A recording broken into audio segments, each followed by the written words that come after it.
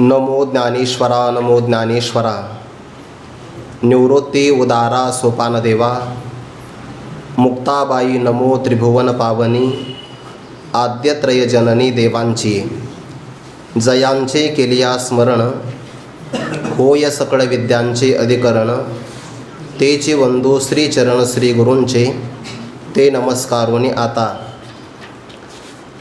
तत्रैवं सति कर्तार मात्मानं केवलं तुयः पश्यत्य कृतबुद्धित्वान् न स पश्यति दुर्मतिः।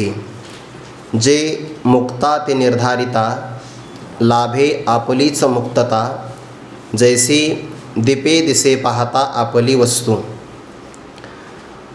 कैवल्य साम्राज्य चक्रवर्ती विश्वमौली ज्ञानोबाराय सकल ब्रह्मनिष्ठ गुरुजनांच्या परमकृपेने श्री भगवती ज्ञानेश्वरीचा 18वा अध्याय, त्या 18व्या अध्यायातील कर्माची असणारी 5 कारणं ती प्रतिपादन केल्यानंतर आत्मा असंग अलिप्त स्वरूपाचा आहे, कोणत्याही प्रकारच्या कर्माचा संबंध आत्मस्वरूपाला प्राप्त होत नाही।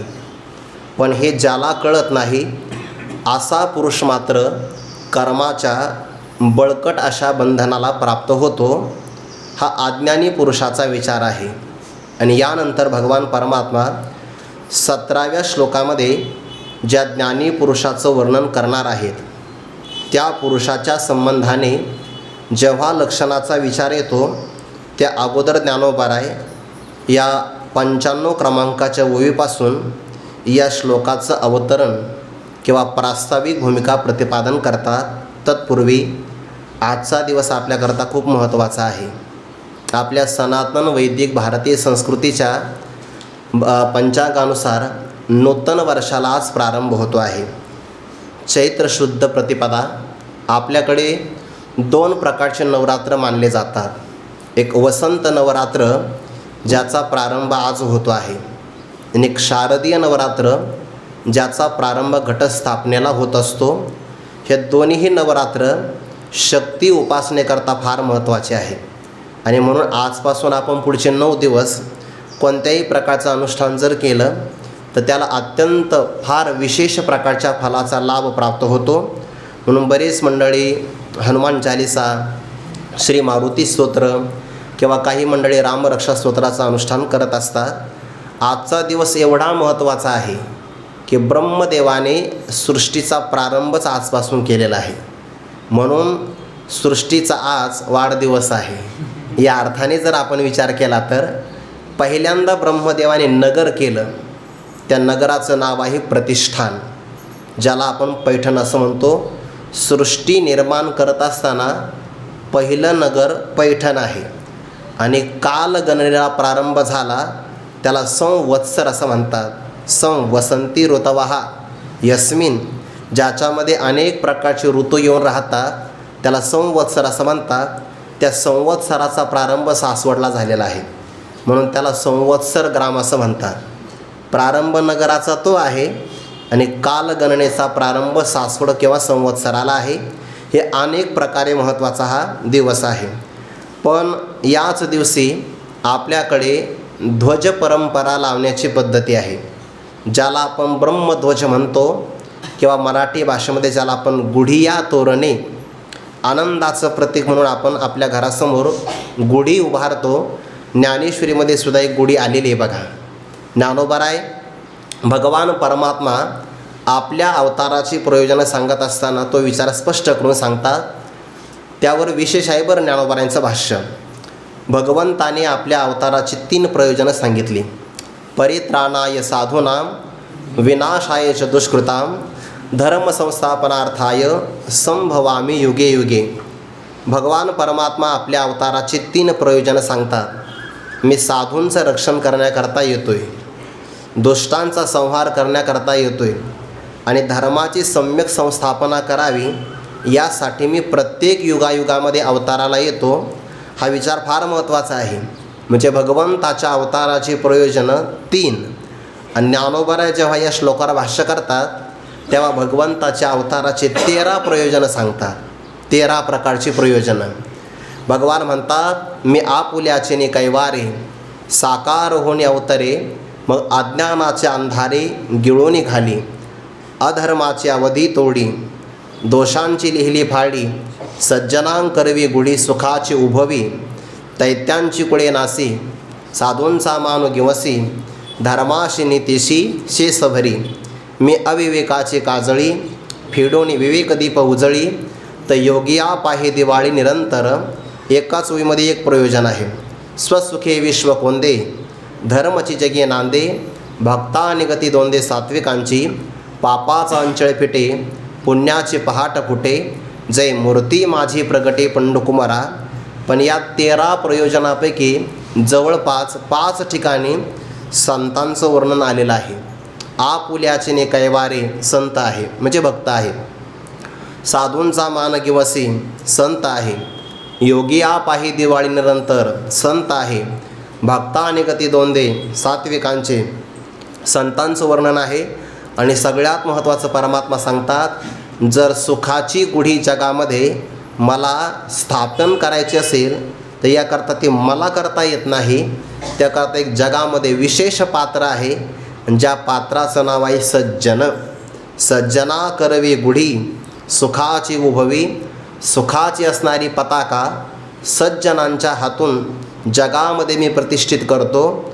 जगाला परमात्मासुद्धा सुख पूर्ण देऊ शकत नाही, कारण भगवंताचा नियम असा आहे, भूतानाम देवचरितम दुःखायच सुखायच, सुखाये वही साधूनाम त्वादृशामच्युतात्मनाम. ह्या भागवतातला विचार आहे 11व्या स्कंदातला. प्राणी मात्रांच्या करता देवाचं चरित्र सुखालाही कारण आहे, दुःखालाही कारण आहे. देवाचा अवतार होय, दासा सुख दैत्या भये, ही विषमता आहे देवांची. पण साधूंचा अवतार मात्र केवळ सुख प्रदान करण्यासाठी आहे. आणि म्हणून भगवंताने विशेष उल्लेख केला की सुखाची पताका जगामध्ये जर मला प्रतिष्ठित करायचे असेल तर सज्जन नावाचं पात्र, सज्जना करवी गुढी सुखाची उभवी, असं परमात्मा म्हणतात. मग सज्जन कोण आहे? त्या सज्जनांचंच लक्षण या श्लोकामध्ये येत आहे. भगवान म्हणतात, जो कर्मात राहतो पण कर्माचा स्पर्श मात्र त्याला प्राप्त होत नाही. जसा वडवानळ नावाचा अग्नी समुद्रातच राहतो पण समुद्राचं जल मात्र त्याला स्पर्श करू शकत नाही. हे मात्र अध्यात्मशास्त्राची अलौकिक अशा प्रकारची हातवटी आहे. राहायचं आहे कर्मात, त्याचे आपण काल 2 अर्थ पाहिले. कायिक, वाचिक, मानसिक किंवा शास्त्रीय सगळ्या प्रकारची तो कर्म करतो, तो कर्मे करी सकळे, म्हणून तो कर्मात राहतो. कर्मा माझी असे. दुसरा एक अर्थ आपण केला होता, कर्माचं मूर्तिमंत स्वरूप म्हणजे देह आहे, म्हणून तो देहात राहतो. याचाही अर्थ तो कर्मातच राहतो आहे. कारण माती कारण आहे, घट त्याचं कार्य आहे. मग घटातसुद्धा माती आहेच की नाही? तसं कर्म हे कारण आहे, देह त्याचं कार्य आहे. म्हणून कार्यस्वरूप देहामध्ये सुद्धा कर्मच आहे. म्हणून महात्मा राहत असताना कर्मात राहणं काय आणि देहात राहणं काय, दोन्हीचा अर्थ एकच आहे. पण कर्म मात्र त्यांना स्पर्श करत नाही. असा जो महात्मा आहे तो आपण ओळखला पाहिजे. तैसेने वेगळेपणे जयाचे कर्मी असणे, तो कीर ओळखावा कवने. शब्द फार गोड आहे बरं. यातले 2 अर्थ होतील आपल्याला. कवने ओळखावा, अशा महात्म्याला कोण ओळखेल? जो स्वतः अंगाने महात्मा झाला आहे तोच दुसऱ्या महात्म्याला ओळखेल, अन्यथा ओळखू शकणार नाही. एक व्यवहारातलं उदाहरण सांगू का तुम्हाला? गुरुवारी डॉक्टर बाबा स्वामी महाराजांचं उदाहरण सांगत असत पाठामध्ये.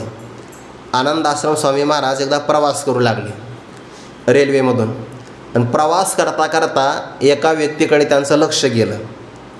लक्ष गेल्यानंतर त्याच्या हालचाली त्यांना काही वेगळ्या वाटल्या, त्या पटल्या नाही.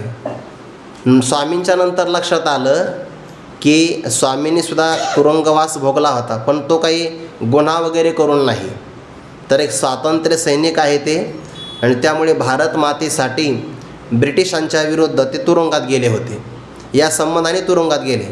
पण जो रेल्वेमध्ये व्यक्ती हालचाल करत होता तो चोरी करून आलेला होता, चोरीचा गुन्हा त्याच्यावर होता.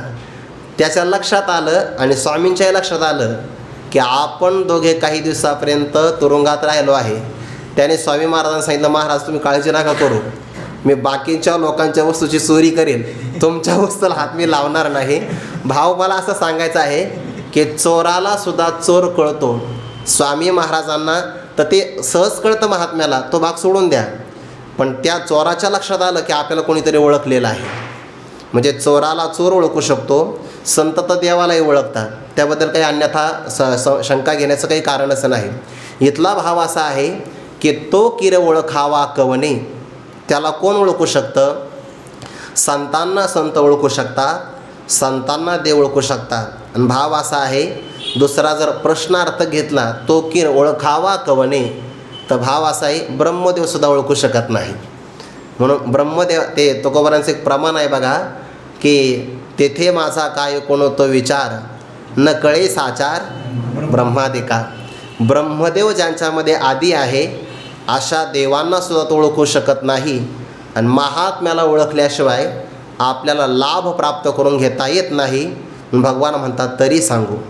त्या महात्म्याचं लक्षण तुला आम्ही सांगतो बरं अर्जुना. महात्मा ओळखला पाहिजे.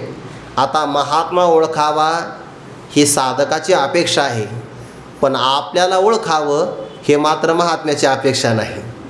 पण महात्म्याचं म्हणणंच असं आहे, चातुर्य लपवी, महत्त्व हरवी, पिसेपण मिरवी, आवडोनी.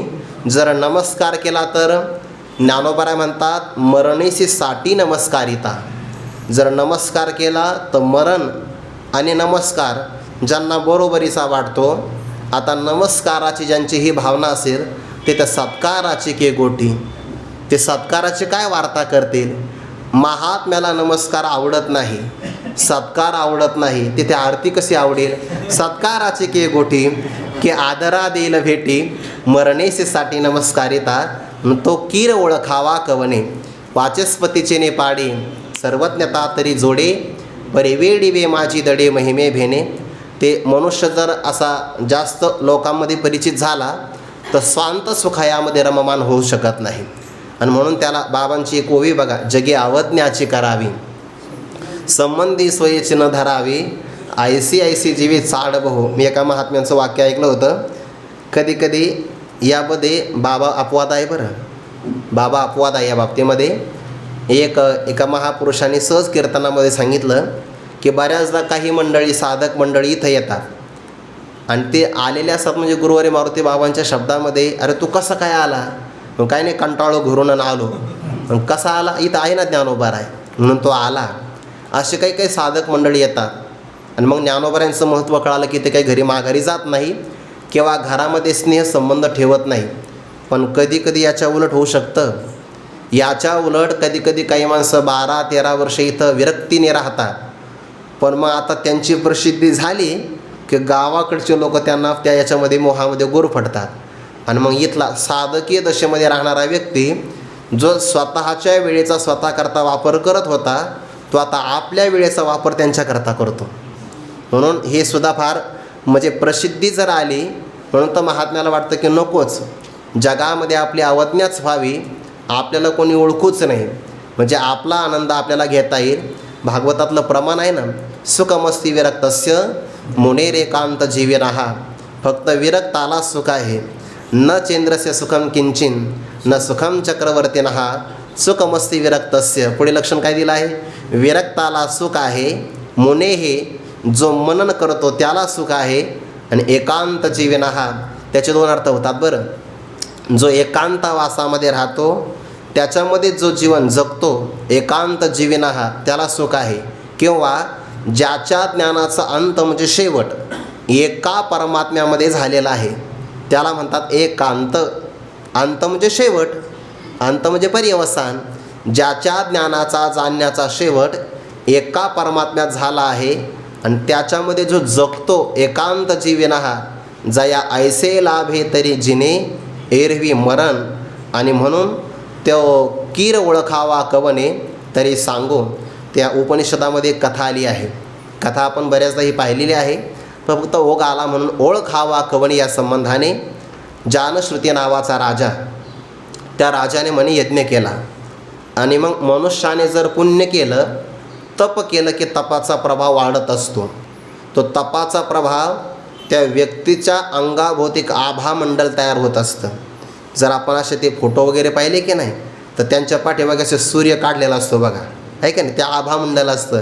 काही काही माणसं असा हातातून प्रकाश दाखवतात, असा आशीर्वादातून असतो कोणाचा आभामंडल, तो भाग वेगळा सोडून द्या. आणि मग ते जानश्रुती नावाचा जो राजा त्याने यज्ञ केलं, त्या यज्ञाचा तप प्रभाव एवढा झाला की रात्री आकाशमंडलातून 2 असणारे हंस वायू संचार करत होते. ते फिरत होते बिचारे. त्यातला एक वृद्ध आहे आणि एक तरुण आहे. मागचा वृद्ध समोरच्या तरुण राजहंसाला म्हटला, अरे वेगात जाऊ नको बाळा. जानश्रुती नावाचा राजा तो भोजन झाल्यानंतर राजमहालावर शतपावली करत आहे आणि त्याचा तेजाचा स्पर्श जर तुला झाला तर कदाचित पंख जळू शकतात, त्यामुळे वेगात जाऊ नको. पण ऐकेल तो तरुण कसा, त्याने ते ऐकलं नाही. तरुणाचं तुम्ही बघा, तरुण पोरं जे असतात की नाही, वेगवान गाड्या घेतात बघा, 2 व्हीलर, आणि जर मोकळा रस्ता असेल तर निवांत चालतात, पण गर्दी असेल चौकातून वेगात जातात. तरुण आहे ते, ऐकत नाही कोणाचं. आणि म्हणून त्या राजहंसाने उत्तर दिलं, बाबा काळजी करण्याचं कारण नाही म्हणे. या जानश्रुतीचं तप रैक्व नावाच्या महात्म्याच्या तपापुढे काहीच नाही. तेवढं तप यांचं नाही. राजाला पक्षाची भाषा कळत होती. त्याने विचार केला, आपल्याच राज्यामध्ये रैक्व नावाचा कोणीतरी महात्मा आहे आणि त्याचं तप माझ्यापेक्षा जास्त आहे, हे आपल्याला माहीतसुद्धा नाही. जुन्या काळातले राजे आपल्या राज्यामध्ये कोणकोण महात्मे आहे याचा शोध घ्यायचे, दुर्लक्ष करत नव्हते. त्यांच्या मनातली काय भावना असेल आपल्याला माहिती नाही ना, मग आपण शोध घेतला पाहिजे. दुसऱ्या दिवशी सैनिकांना सांगितलं, जा गावामध्ये आपल्या रैक्व नावाचा महात्मा आहे, त्यांना शोधून घेऊन या. ते सैनिक निघाले, पण सैनिकाला कीर ओळखावा कवने. त्यांना तो काय कळणार आहे, जिथं ब्रह्मदेवाला 4 मस्तक असतानाही कळत नाही, तिथं सैनिकाला कसं काय कळणार आहे. ते सैनिक आहे यावरूनच त्यांची पात्रता कळते आहे. जास्त शिकलेले नाही म्हणून तर सैनिक झाले ना, ते शिकले असते तर सेनापती झाले असते. पण त्यांच्याकडे ती जबाबदारी आली. त्यांना ते महात्म्याची लक्षणं, त्यांना असं वाटलं एखादा मठ असेल, शिष्यांचा समुदाय सोबत असेल, काही ना काही महात्म्याची बहिरंगाची लक्षणं त्यांना जाणवली, पण तसा काही महात्मा दिसला नाही. थकले, बाजारात आले. बाजारामध्ये एका त्या बैलगाडीच्या सावलीखाली एक व्यक्ती आपले पाठ खाजवत बसलेला होता.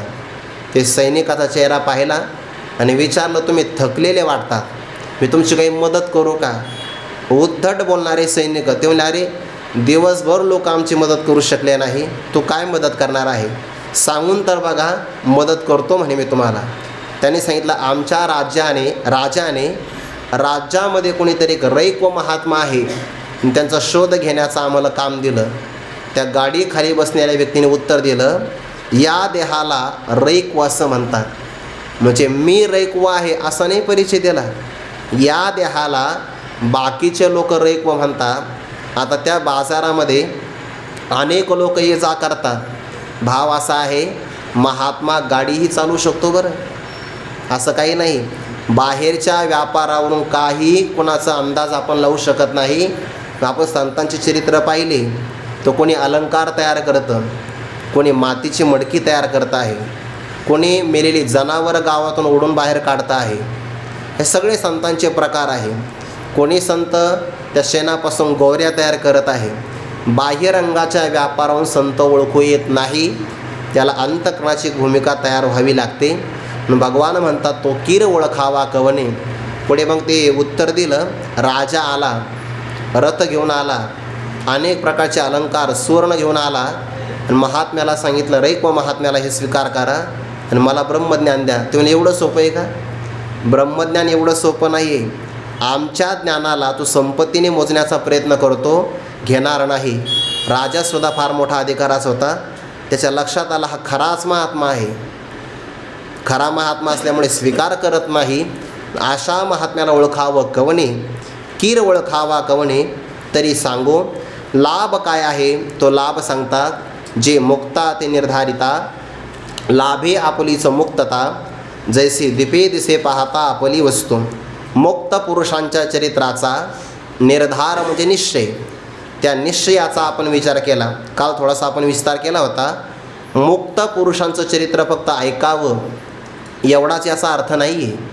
मुक्त महात्म्यांचा प्रापंचिक जीवनातला व्यवहार जर आपण पाहिला तर आपला व्यवहार सुचारू स्वरूपाचा होईल. मुक्त महापुरुषांची साधना पाहिली तर आपली साधना शुद्ध होईल. मुक्त महापुरुषांचा उपदेश पाहिला तर आपल्या उपदेशातले संशय निघून जातील आणि मुक्त महापुरुषांच्या बोधाच्या नंतर जीवनमुक्तीचा आनंद पाहिला तर त्यांच्यासारखी सहज स्थिती आपल्याला प्राप्त होईल. हे सगळं बघावं लागेल. म्हणजे मुक्त महापुरुषांचं चरित्र प्रारंभापासून म्हणजे साधनेपासून साध्यापर्यंत, साध्याच्याही नंतर सहज भक्तीपर्यंत जर त्या चरित्राचा आपण पूर्णपणे निर्धार केला आणि त्यांच्या चरित्रामध्ये आणि आपल्या जीवनामध्ये कुठे कमतरता आहे, कुठे उणीव आहे, ते उणीव आपण भरून कशी काढावी याकरता जर आपण प्रयत्न केला तर मग लाभे आपलीच मुक्तता. त्यानंतर आपली मुक्तता लाभे. ज्या अर्थी आपल्याला मुक्तता नाही याचा अर्थ बद्धता आहे. कारण मुक्तता आणि बद्धता हे सापेक्ष आहे. बघा, भगवंताने भागवतामध्ये म्हटलं आहे, गुणस्य माया मूलत्वात् नवे मोक्षो न बंधनम. ज्याच्या ठिकाणी गुण आहे तो बंधनाला प्राप्त आहे, गुणाचा संबंध नाही तो मुक्ततेला प्राप्त आहे. पण खरा विचार केला तर 3 गुण हे मायामूलक आहे. माया त्याचं कारण आहे आणि जे मायाजनित आहे ते मिथ्या आहे. माझं स्वरूप मात्र असं आहे, न मे मोक्षो न बंधनम. माझ्या स्वरूपामध्ये बंधनही नाही, तत्सापेक्ष मुक्तताही नाही. या श्लोकाचा अनुवाद तुकोबारा करतात, मुक्त कासया म्हणावे बंधनची नाही ठावी. ज्यांना बंधन कशाला म्हणतात हेच माहिती नाही ते खरे मुक्त आहे. सापेक्ष मुक्तता मान्य नाही, निरपेक्ष मुक्तता मान्य आहे. आपलीच असणारी मुक्त स्वरूपस्थिती ती आपल्यालाच प्राप्त होते आहे. आणि आपल्या शास्त्रामध्ये अप्राप्ताची प्राप्ती नाही आहे, प्राप्ताचीच प्राप्ती आहे. आणि मुक्ती हे आपलं सहज स्वरूप आहे. म्हणून मुक्तता कुठून तरी आणायची आहे, ते दुसरीकडून प्राप्त होती आहे असा शब्द नाही ज्ञानोबारायांचा. लाभे आपलीच मुक्तता. आपल्याच स्वरूपाची आपल्याला प्राप्ती होते. पण याकरता मुक्त महापुरुषांच्या चरित्राचा किंवा त्यांच्या स्वरूपस्थितीचा आपण विचार केला पाहिजे. आता ही जी मुक्तता आहे ना, ही मुक्तता तिन्ही कालामध्ये अखंड आहे. जे आगंतुक असतं ना ते मध्यंतरी फक्त असतं, 2 कालात नसतं. उदाहरण देऊ का? मृगजळ आपल्याला प्रतीतीला येतं, ते फक्त भर दुपारी 12 वाजता आहे. सूर्योदयाला नाही, सूर्यास्ताला सुद्धा नाही. याचा अर्थ ते मध्यंतरी प्रतीतीला येतं, जे एका काळामध्ये असतं आणि 2 काळामध्ये नसतं. तत्वता ते नसतंच. जे तिन्ही काळात आहे त्याला सत्य असं म्हणतात. रज्जूवर भासलेला सर्प हा रज्जू जेव्हा दिसत होता स्पष्ट सूर्यप्रकाशामध्ये तेव्हा नाही, गडद अंधकारामध्ये तेव्हाही नाही, मंद अंधकारामध्ये प्रतीतीला येतो तेव्हाच आहे. म्हणजे जो पदार्थ उत्पत्तीच्या पूर्वी नसतो, नाशानंतर प्रतीतीला येत नाही, मधल्या काळामध्ये फक्त असतो, तो खोटा असतो. भाव असा आहे, जे बंधन आपल्याला प्राप्त झालं ना देहाचं ते फक्त मधल्याच काळात आहे. म्हणजे रज्जूचं आपल्याला रज्जू रूपाने ज्ञान झालं तर आपला निश्चय असा होतो, रज्जूवर सर्प उत्पत्तीच्या पूर्वी नव्हता, नाशानंतर नाही, जेव्हा दिसला तेव्हाही नव्हता. त्यालाच त्रैकालिक अत्यंता भावाचा निश्चय असं म्हणतात. आणि तिन्ही काळामध्ये नाही, मग आहे काय? रज्जू रूपाने आहे. तसं आपलं जे मूळचं स्वरूप आहे या स्वरूपावर देह उत्पत्तीच्या पूर्वी देह नव्हता, देह नाशानंतर देह राहणार नाही, फक्त मधल्या काळामध्ये देहाची प्रतीती येते आहे. म्हणून तत्वतः देह नाहीच. हा झाला वेष्टीचा विचार, म्हणजे एका अंशाचा विचार. समष्टी दृष्टिकोनातून विचार केला तर जग उत्पत्तीच्या पूर्वी नाही, जग ब्रह्मज्ञानानंतर सुद्धा नाही, जग प्रतीतीला येतं तेवढ्याच काळात आहे असं म्हणणं सुद्धा हे अज्ञानीपणाचंच लक्षण आहे. फक्त प्रतीतीला येणं एवढीच ज्याची सत्ता आहे त्याला म्हणतो मग प्रतीती मात्र आणि बादयोग्य याला अनिर्वचनीय असं म्हणतात.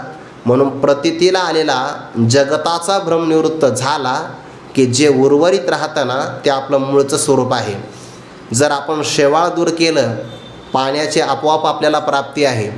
रज्जूवरचा सर्प घालवला की आपल्याला रज्जू आपोआप प्राप्त आहे, आत्मस्वरूपाचा देहाचा भ्रम गेला की आत्म्याची प्राप्तीच आहे, आणि जगाचा भ्रम गेला की ब्रह्मस्वरूपाची प्राप्ती आहे. हे फक्त उपाधी भेदाने म्हणायचं बरं. आत्मा आणि ब्रह्म मात्र एकच आहे. फक्त व्यष्टी आणि समष्टी अंगातून आपण म्हटलं की मग ज्या स्वरूपामध्ये ना अज्ञान आहे ना अज्ञानाला घालवणारं ज्ञान आहे, जिथे अज्ञानही नाही आणि जिथे वृत्तीज्ञानसुद्धा अहम ब्रह्मास्मित्याकारक वृत्तीज्ञानही नाही, त्या स्वरूपाला म्हणतात मुक्तता. आणि ती आपली मुक्तता मुक्त पुरुषांचा विचार केला तरच प्राप्त होते. मग जैसी उदाहरण देतात, दीपे दिसे पाहता आपली वस्तू. दिव्याच्या प्रकाशाने आपलीच असणारी वस्तू जर आपण पाहिली तरच दिसे, नाहीतर मग सापडत नाही. भले ती आपणच आपल्या हाताने ठेवलेली आहे, पण दिव्याचा प्रकाश जोपर्यंत मिळत नाही तोपर्यंत आपलीच वस्तू आपल्याला प्राप्त होत नाही. तसं संतांचं स्वरूप हे दीपप्रमाणे आहे. ज्ञानोबा म्हणतात बघा, एरवी तरी मी मूर्खो, जरी झाला अविवेको, तरी संत कृपा दीप कुस्वज्वळू असे.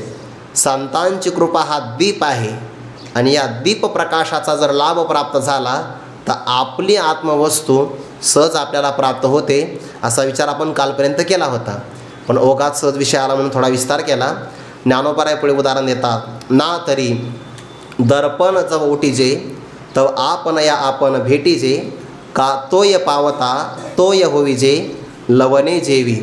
हे असो परतोनी मागुते प्रतिबिंब पाहे बिंबाते, तव पाहणे जाऊनी आईते बिंबची होय तैसे हार पले आपण पे पावे. आपल्याकडे पाठ कोणता आहे? ते आहे का तई आहे?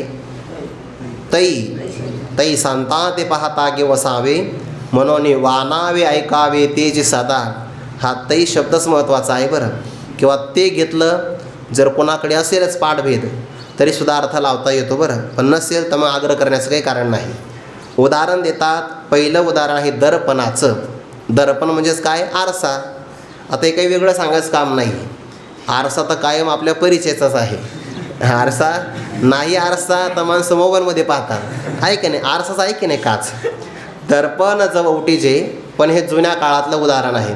प्राचीन काळामध्ये आरसा हा धातूचा असायचा, आणि मग धातूचा आरसा तो स्वच्छ केल्याशिवाय आपलंच असणारं प्रतिबिंब आपल्याला पाहता येत नसायचं. ज्ञानोबा म्हणतात, दर्पण जव उटीजे. उटीजे म्हणजेच त्याला स्वच्छ करावं किंवा त्याला घासावं. आता हा अनुभव आपल्याला येतो की नाही? सहसा आपण भांडे घासतो ना, माता भगिनीकडे हा नित्याचा व्यवहार आहे. म्हणजे जेवण झालं की आपण भांडे घासतो, आणि जेवढे आवडीनं भांडे घासले जातात तेवढे ते स्वच्छ होतात. बाकीचे भांडे असतात ना, हे घासण्याकरता श्रम नाही करावे लागत. पण जर तांब्याचं भांडं असेल ना किंवा पितळाचं, तर ते स्वच्छ करण्याकरता जास्त श्रम करावे लागतात. एक तर राख वापरावी लागते, नाहीतर मग पितांबरी वापरावी लागते, नाहीतर ते स्वच्छ होत नाहीत. आणि ते भांडे असे असतात बिचारे, त्यांना जर हाताचाही स्पर्श झाला तर बोटाचे ठसे त्यावर उमटतात. म्हणून दर्पण जव उटीजे, धातूचा असणारा आरसा, तो जेव्हा आपण स्वच्छ करतो तेव्हा काय होतं? चांगलं ऐका बरं. आरसा उपाधी आहे. उदाहरणाचा रोग फक्त एकच ध्यानात ठेवा की आपल्याला एक निमित्त लागतं, त्यामुळे आपलीच आपल्याला प्राप्ती होते. दिव्याच्याद्वारे आपली वस्तू आपल्याला प्राप्त होते. मुक्त पुरुषांच्या चरित्राचा विचार केला तर आपलं स्वरूप आत्मस्वरूप आपल्याला प्राप्त होतं. हा या दृष्टांताचा ओघ आहे. दृष्टांताचा ओघ जर कळाला तर मग काठिण्य जात नाही, नाहीतर ओघ नाही कळाला तर मग ओव्याचा अर्थ संभ्रमामध्ये टाकू शकतो. तसं हे तर खूप सुलभ आहे, फक्त समजण्याकरता तेवढं खोल उतरलं पाहिजे. दर्पण जव उटीजे, तेव्हा होतं काय? तव म्हणजे तेव्हा, आपणया आपण भेटीजे. दर्पणाच्या निमित्ताने उपाधी आहे आरसा, पण आरशाच्या निमित्ताने आपल्याला आपणच भेटतो.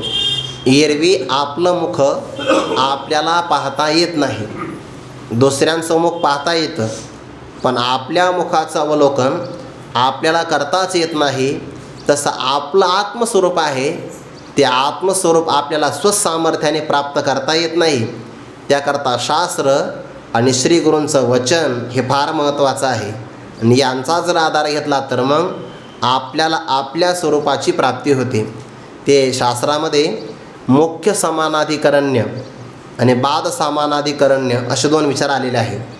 जेव्हा आपण एखाद्या तत्वमस्यादी महावाक्याचा विचार करतो तेव्हा तत्पदाचं आणि त्वम पदाचं ऐक्य सांगतो की आपण.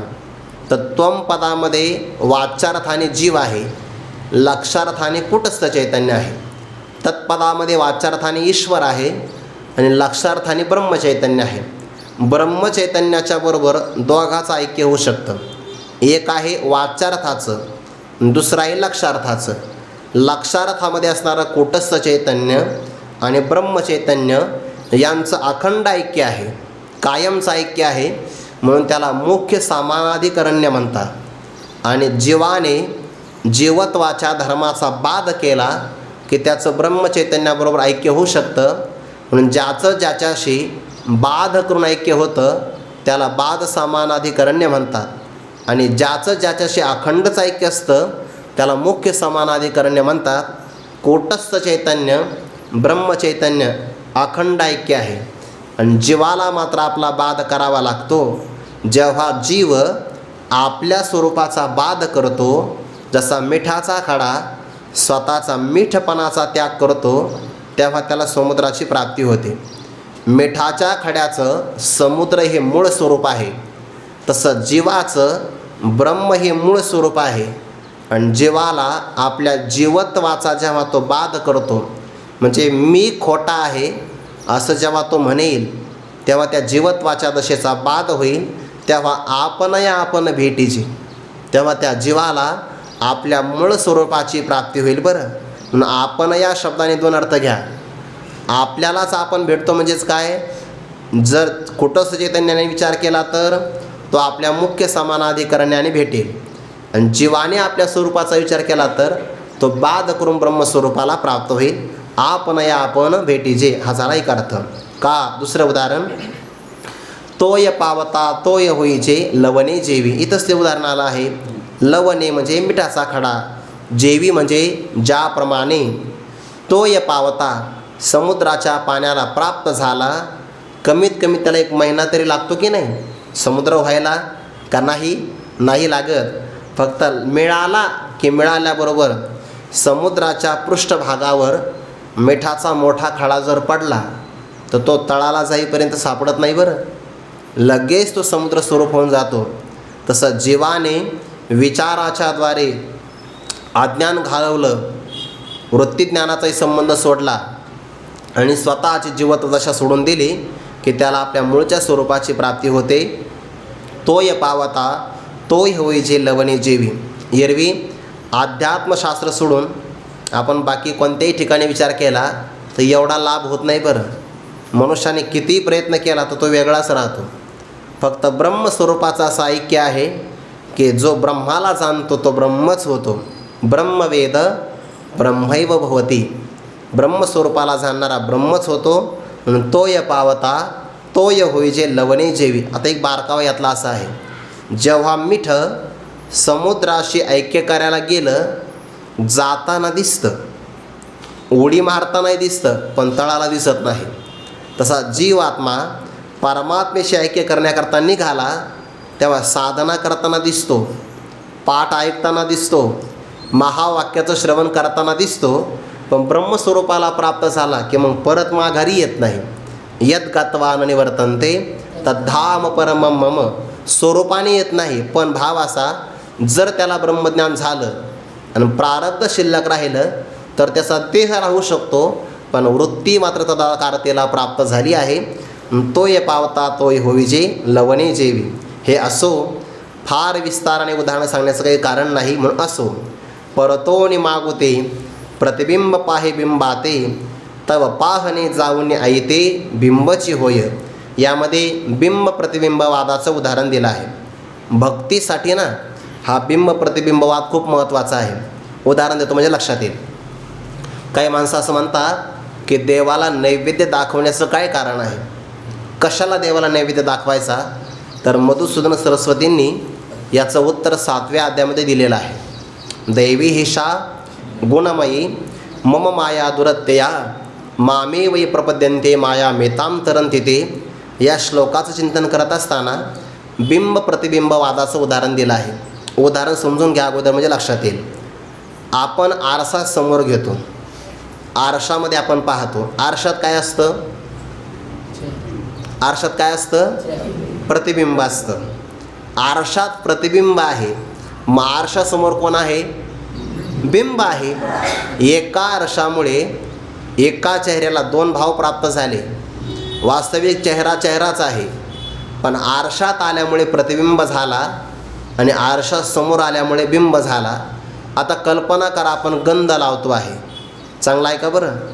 गंध कुठे लावतो आपण? कुठे लावतो? कपाळाला लावतो. लावावा अशी अपेक्षा आहे. कपाळाला गंध आपण लावतो. जो व्यक्ती आपल्या बिंबाला म्हणजे चेहऱ्याला गंध लावतो, तो गंध कोणाला प्राप्त होतो? आरशातल्या प्रतिबिंबाला. का प्रतिबिंबालाही वेगळा गंध लावा लागतो? लावता येणार नाही, आरशालाच लागेल, प्रतिबिंबाला लागणार नाही. पण बिंबाला जर गंध लावला तर प्रतिबिंबाला प्राप्त होतो की नाही? हेच उदाहरण आहे. परमात्मा बिंब स्वरूप आहे आणि सगळे जीव परमात्म्याचा प्रतिबिंब आहे. ममे वांशो जीवलोके. म्हणून ईश्वराला जर आपण अर्पण केलं तर ते सगळ्या जीवाला प्राप्त होतं. म्हणून देवाला नैवेद्य दाखवावा असा त्याचा अर्थ आहे. कारण देव बिंब स्वरूप आहे आणि जीव प्रतिबिंब स्वरूप आहे. गंध आपण आपल्याला लावला तर आरशातल्या प्रतिबिंबाला आपोआप लागतो. तसं देव बिंब स्वरूप असल्यामुळे देवाला अर्पण केलं की मग तोच देव सर्वाघटी राम देहाद एक भरला घनदाट हरी दिसे. 9व्या अध्यायातली गोळी फार गोडे बघा. ज्ञानोबा म्हणतात, अखंड हे सकळ सकळामुखी सहज अर्पत असे मज एकी की नेनने यासाठी मूर्खी न पविजेचे माते. सगळ्या प्राणीमात्रांच्या मुखात जेव्हा अर्पण होत आहे तेव्हा ते देवाच्याच मुखात अर्पण होत आहे. पण सामान्य पुरुषाला मात्र अज्ञानामुळे हे कळत नाही. म्हणून देवाला नैवेद्य दाखवला की तो सगळ्याला प्राप्त होतो. ज्याच्या घरी देव जेवतो सगळं ब्रह्मांड त्याच्या घरी जेवतं. पुढे सांगू का? संत ज्या घरी जेवतात त्यांच्या मुखाने परमात्मा जेवत असतो. आणि परमात्मा जेवला की अनंत ब्रह्मांड तृप्त होतात. म्हणून संतामुखी देता ग्रास पुढे कोटी यज्ञ घडते त्यास.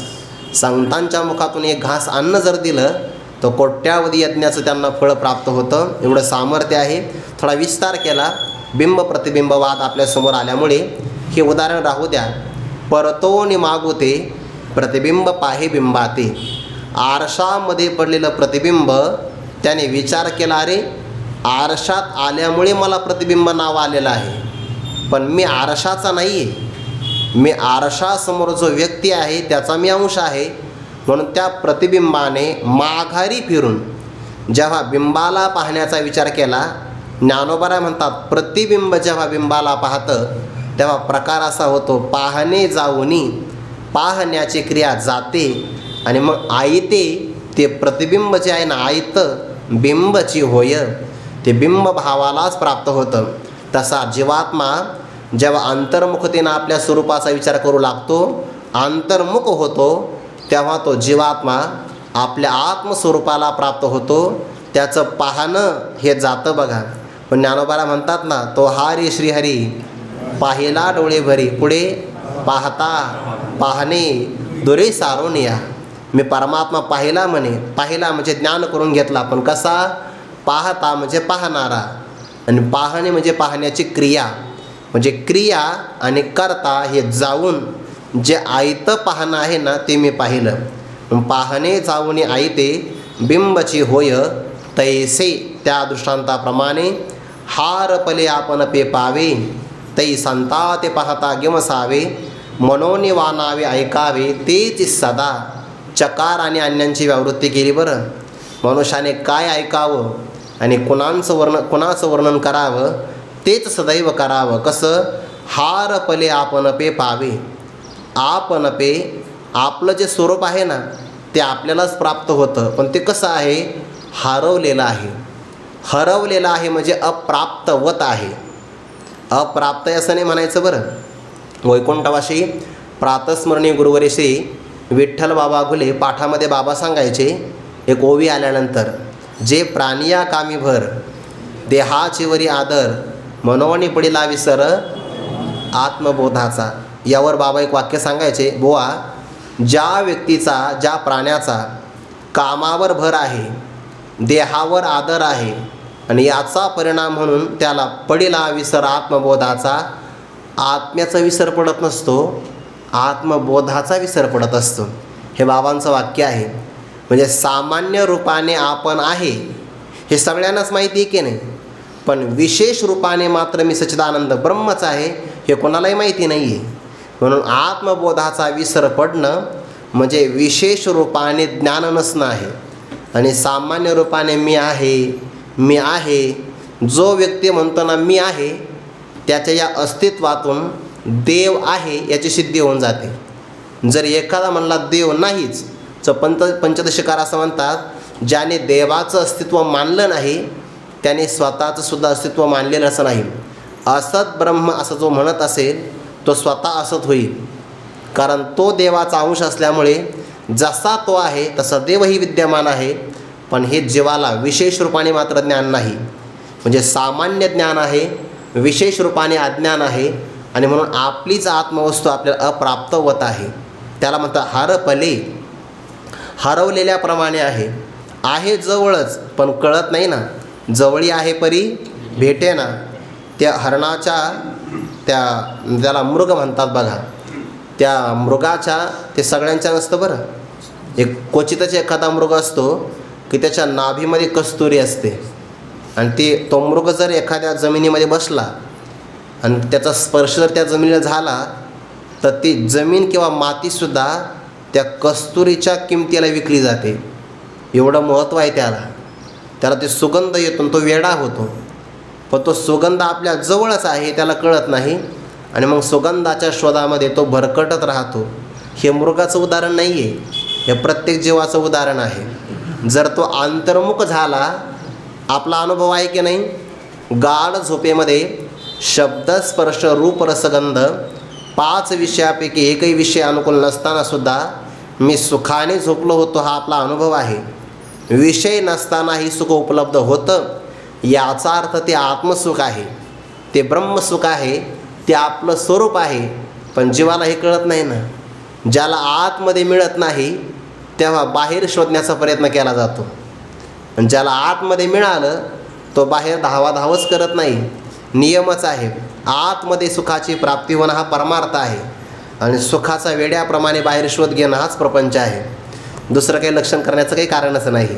म्हणून जयाचे आत्मसंतोषी मन आहे तो महात्मा काहीच करत नाही. म्हणून काम नाही झालो पाही रे कामा, हे सगळं प्राप्त होतं. त्याला अंतर्मुखतेची वृत्ती असावी लागते. सामान्य जीवाला हे प्राप्त नाही, म्हणून त्याच्याकरता आत्मवस्तू हरवलेली आहे. ज्ञानोबांनी उदाहरण दिलं आहे बघा, 6व्या अध्यायामध्ये. कोणतरी एखादा व्यक्ती आहे, थोडासा घाबरा होता, भित्रा.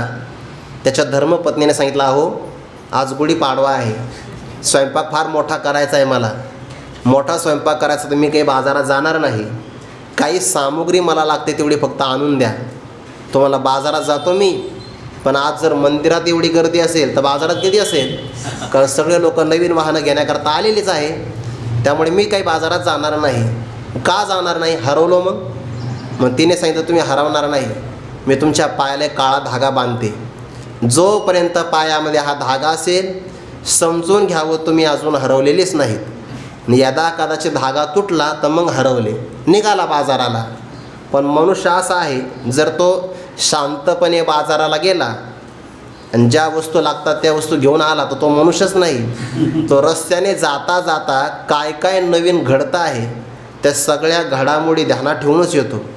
बाजारामध्ये खेळ चालू होता, ते सर्पाचा खेळ कळणार असतात की नाही, गारुडी, त्यांचा खेळ सुरू झाला. तो खेळ पाहता पाहता गर्दी जमली. आता याला काही जागा भेटली नाही. जेव्हा जागा भेटन तेव्हा माणसं पाय वर करतात, काही पाय नाही वर करत, अंगठ्यावर उभे राहतात, पण खेळ मात्र पाहतात. तेवढ्यात त्या गारुड्याचं लक्ष गेलंच नाही.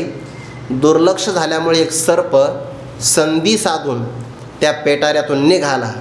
साप विषारी असो का बिनविषारी असो, अहो रबराचा असला तरी माणसं घाबरतात, सोडून द्या बाकीचं. जसं चित्रातला जरी दिसला तरी आपण घाबरतो की नाही? त्या सर्पाच्या अंगाची काय रचना आहे सांगता येत नाही. काय देवाने पेंटिंग केली काय माहिती, इतके रंग भरले त्याच्या अंगामध्ये, विचित्र रंग भरले. सगळे सर्प अर्ध्या अंगाने सारखे असतात, म्हणजे अर्धा अंग आहे ना त्यांचं सारखं असतं, पण वरचं अर्ध शरीर आहे ना ते चित्र विचित्र असतं बघा.